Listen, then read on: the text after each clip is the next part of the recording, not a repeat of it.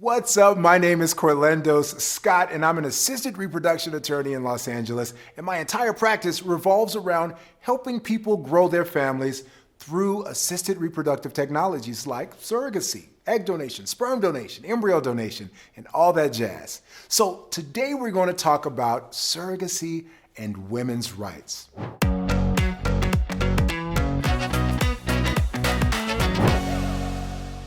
First, we'll cover the social stigma around surrogacy. Then we'll cover the always talked about money issue. And last but not least, we'll highlight the issue of bodily integrity. Let's dive in.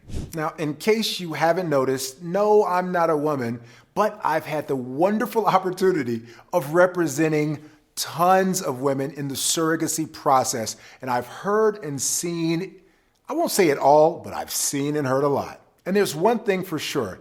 At the center of surrogacy as a form of assisted reproduction, there's been this stigma of sorts around, is it right?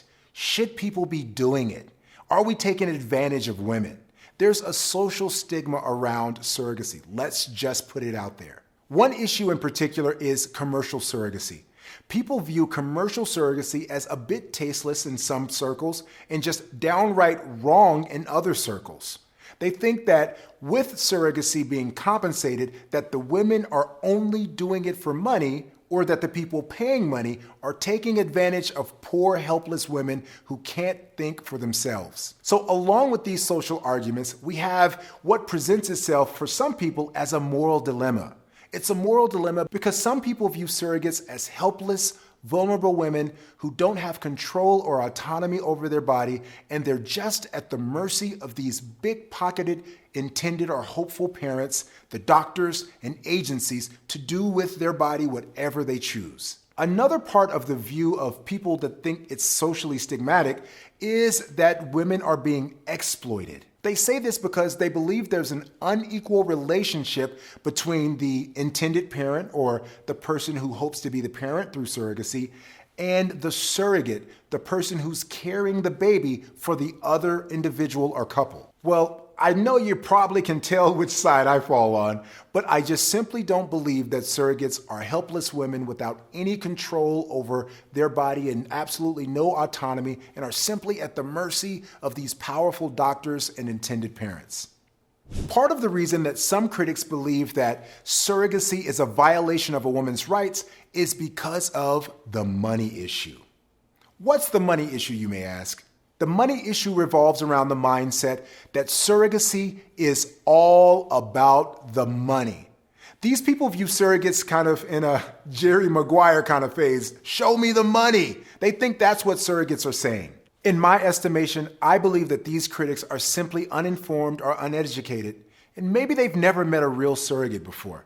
But in my experience, having worked with hundreds of surrogates, I'll tell you this. There are a couple of safeguards in place that make the money issue not an issue at all for me. First of all, most reputable agencies will only work with surrogates who are not on government assistance and who will not be using the compensation from surrogacy as their sole means of survival.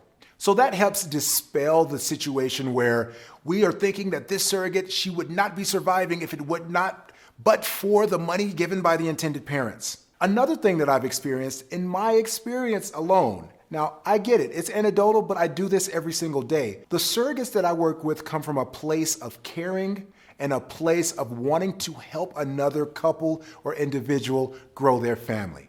Yes, they get compensated. I'm under no illusions about that, but that's not the sole driving factor. I'll give you an example. Just last week, I was doing a surrogate review with one of my surrogate clients, and I was reviewing the contract with her. Part of her compensation package in that contract detailed that she got money for maternity clothing. And I'll tell you exactly what it was. She was entitled to $1,000 for maternity clothing when she reached, I believe it was around the 12th week of the pregnancy, and of course started showing and needed new clothes. It also said if she were carrying a multiple pregnancy, then she would get an additional $500, bringing the total to $1,500, and she'd get that additional $500 at around the 18-week mark. Well, I'm reviewing this contract with the surrogate, I'm explaining that part of the contract to her, and she asked me to pause. She said, Corlandos, I actually want to change that. And my initial instinct was like, uh-oh, I think she's going to ask for more money. The reason why that's kind of problematic is because by the time I'm reviewing the contract, the parties have already agreed on the base compensation terms. So it would have been a surprise to the parents. Well, to much of my surprise, the surrogate says, hey, in all of my other pregnancies, I've never needed that much in maternity clothing. I typically can still wear the type of clothes that I always wear. So could you change that from $1,000 to $500? And if I don't need the $500, I just won't use it. And I said, well, wait a minute. I understand that, and that's amazing of you, but I want to make sure you understand you are entitled to that. And the parents have already reviewed this, and they expect to be paying you this $1,000 for maternity clothing. And she said, yes, Corlandos, I understand that, but I'm not going to take more than I need. That's a perfect example to me of the type of heart that most of my surrogate clients have. So to hear people and critics say that surrogates are all about the money, just doesn't compute with me. Before we talk about the last hot button issue, which is bodily integrity, I want to make sure I let you know about the other amazing videos that I've created for you. If you're interested in this kind of material, make sure you click the button below and subscribe to my channel. Also, click the little bell. Get your alerts. That'll let you know when I release new videos. Yeah. You can go back and hear about all kinds of things from egg donation to the surrogacy process to how to choose an agency, all that kind of stuff in the video archives. So go ahead, subscribe. The last hot button issue is the issue of bodily integrity. A woman being able to do what she wants with her own body. I get it. As a society, everyone is probably never going to agree on this issue, but let me discuss it from the point of view of the clients that I've represented. And there's definitely something to be said on both sides of a surrogacy arrangement. So when we talk about bodily integrity, we're talking about the surrogate's right to protect herself and to do what she wants with her body. Now, as an individual, as a human, my view is you should have the right to do with your body what you want. However, when you choose to enter into an agreement to do something for someone else, you voluntarily waive some of your rights. So for instance, as a silly example, if I volunteered to enter into an agreement to come paint your house, that I couldn't also be present at my house. I'd have to give up the right to be at my house in order to voluntarily engage to be at your house. And although that's a silly example, the same applies to surrogacy.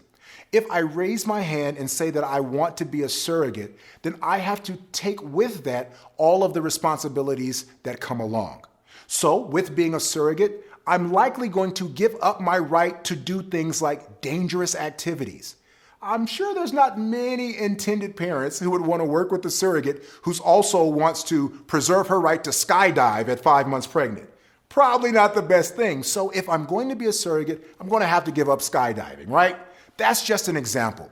But when we get to the issue of preserving or maintaining the health and life of a surrogate, you're going to be hard-pressed to ever find a surrogate who says, yes, I'm willing to carry your child, but if there were ever a situation where my life were in jeopardy and an imminent threat, I couldn't choose to save my own life. So here's the deal. Whatever you think about that, it's fine. But if you're thinking of entering into the assisted reproductive technologies process of surrogacy, you simply need to make sure that both sides of that agreement have the same philosophy. Because yes, you definitely give up some rights and some things that you're able to do otherwise when you agree to be a surrogate, but you also should have the right to save and preserve your life. At any rate, make sure that you and the set of intended parents or you and that surrogate have the same philosophies. So in surrogacy, there is no one side of the coin is greater than the other. And that's why most states are going to require that both parties